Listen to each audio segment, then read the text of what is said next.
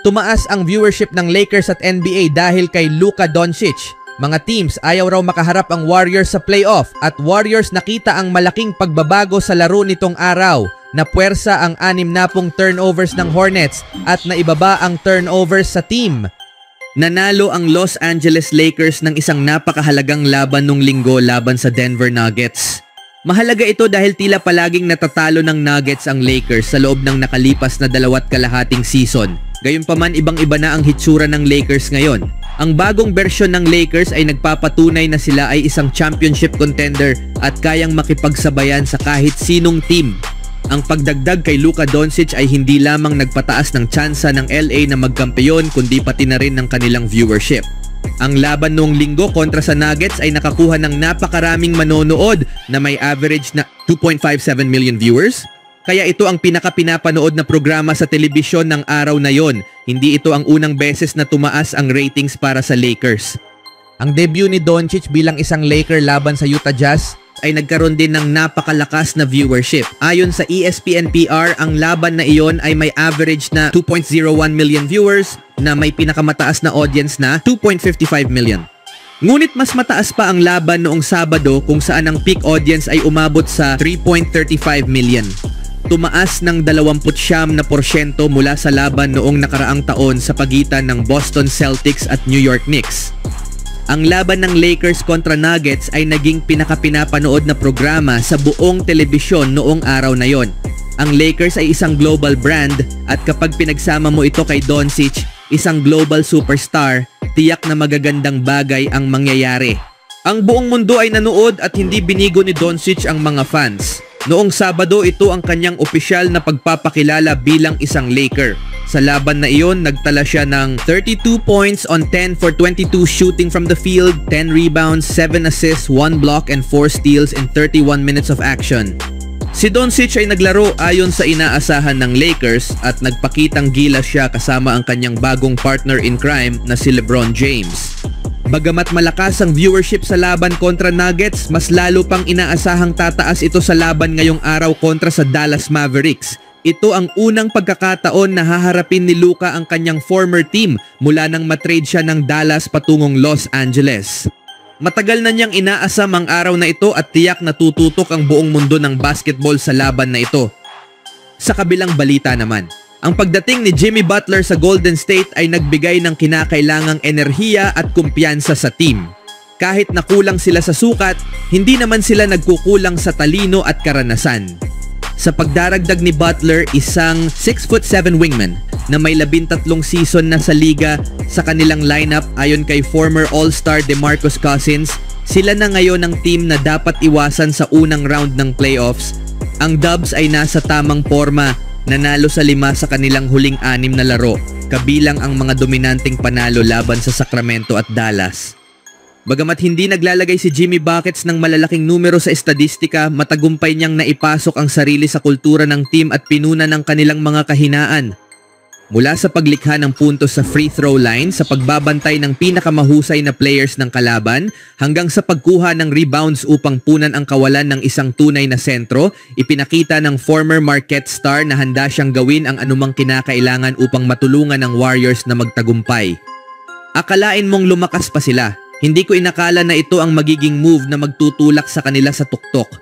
Pero pakinggan mo ang sinasabi ng mga leader ng team. Sinasabi ni Draymond na ito ay isang championship team at naglalaro si Steph ng may kumpiyansa na hindi pa natin nakita ngayong season. Malinaw na ang trade para kay Jimmy Butler ay nagbigay ng bagong sigla sa team na ito. Tumaas ang kanilang mga inaasahan, ani ni Cousins sa Run It Back.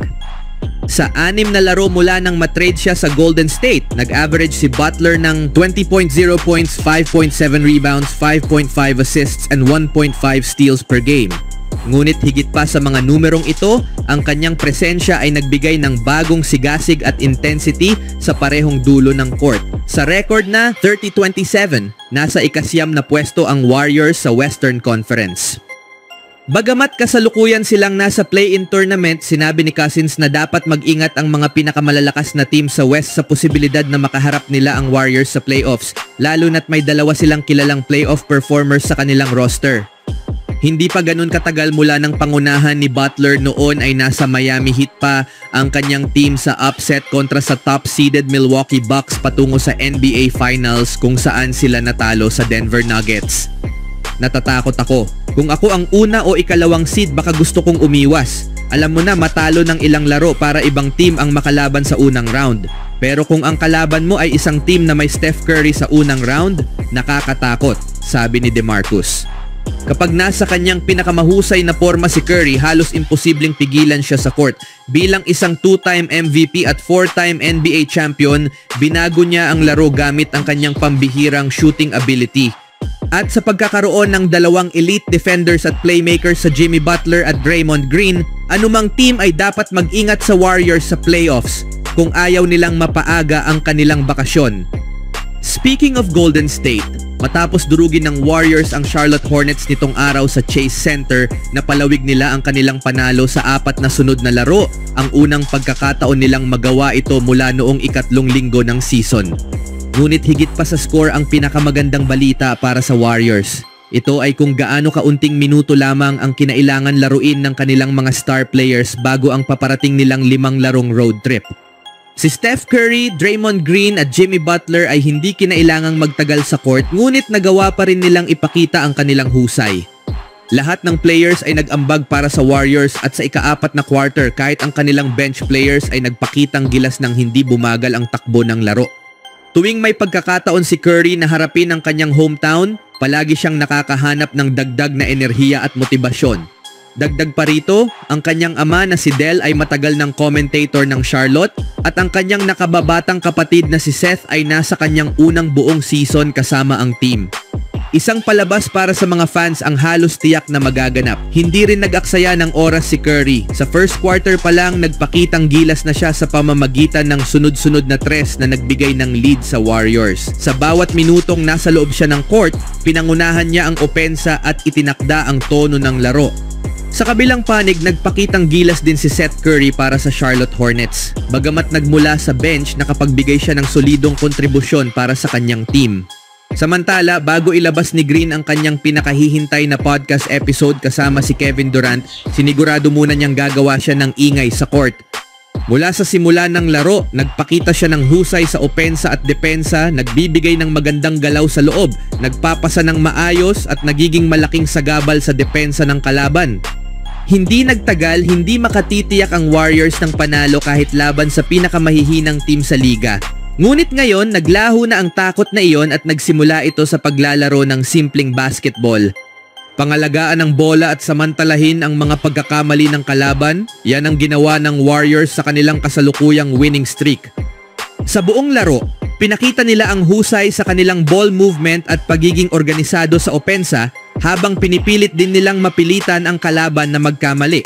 Bagamat may ilang maling pass na ikinainis ni Coach Steve Kerr at ng coaching staff, natapos nila ang laro ng may malinaw na kontrol sa laban. Sa pagkapanalo nitong araw, umakyat na ang Warriors sa ika-8 pwesto ng Western Conference standings. Minsan, ang pinakamalinaw na indikasyon ng tagumpay ay ang pagpapasimple ng laro hanggat maaari. Ano ang masasabi niyo mga kaibigan?